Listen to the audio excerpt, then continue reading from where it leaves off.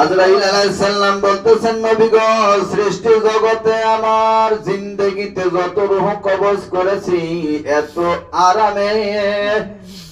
এত ইহসানের সাথে কারো রূহ আমি কবজ করি নাই, যতটা ইহসানের সাথে আপনার রূহটা কবজ করা হবে, আপনার রূহটা বের করা হবে,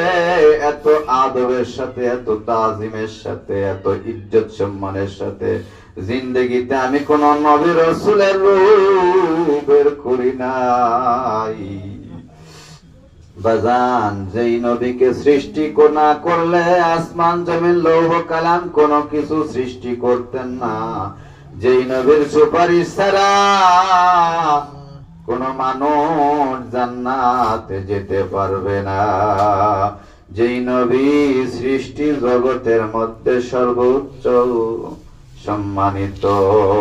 ওই নবীর জান কবজ করার সময় যদি মনে হয় যে উহুদ পাহাড়টা চাপায়া দিছে,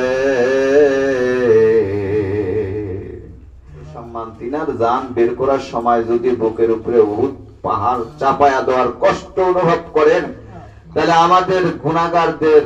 কোন পাহাড়টা চাপায়া দেওয়ার কষ্ট অনুভব হতে পারে, একটু গভীর মনোযোগ দেন।